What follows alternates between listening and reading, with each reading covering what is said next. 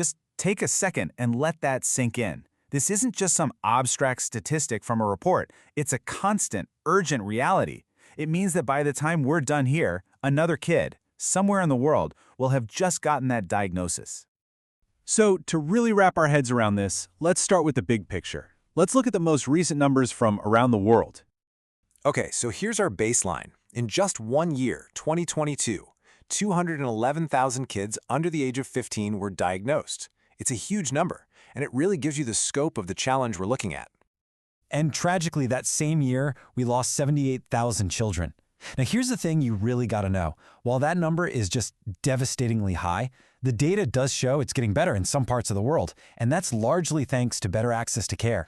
But when you hear that number, 211,000, what does that actually mean? What are we really talking about? Well, let's break it down by the specific types of cancer these kids are facing. And you can see right away, it's not spread out evenly at all. Leukemia is by far the dominant type. It makes up nearly a third of all diagnoses.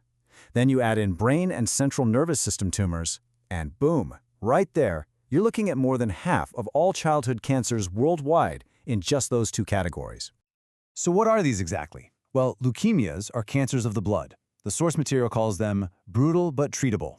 Brain and CNS tumors, those can be sneaky and tough, which makes them really difficult to diagnose and fight.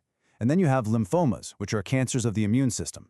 Okay, so that's the global snapshot, but the story gets a whole lot more complex once you start looking at the map. And this table shows you these really striking similarities, but also some key differences. Across high-income places like the US, Europe, and Asia, leukemia is pretty consistently number one. But look at brain and CNS tumors. In the USA, they're almost as common as leukemia, but in Europe and Asia, significantly less so. And the picture gets even more specific depending on where you look. For instance, Burkitt lymphoma, which is tied to certain infections, is way more common in parts of Africa. And some liver tumors show up more often in Latin America. It's a big reminder that this is a global problem, but it has very local characteristics.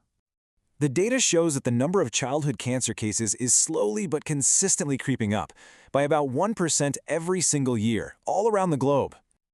Now, here's the real jaw-dropper. If that 1% annual increase keeps going, we're projected to see a cumulative total of 13.7 million new cases of childhood cancer by the year 2050.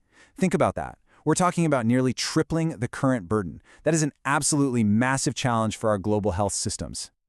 This quote just brings it all back home. It reminds us that behind every single one of these statistics is a child, a family. And even with an 80+% survival rate, we are still losing far, far too many. How do we make sure that every single child, no matter where on this planet they are born, has an equal shot to fight for their life?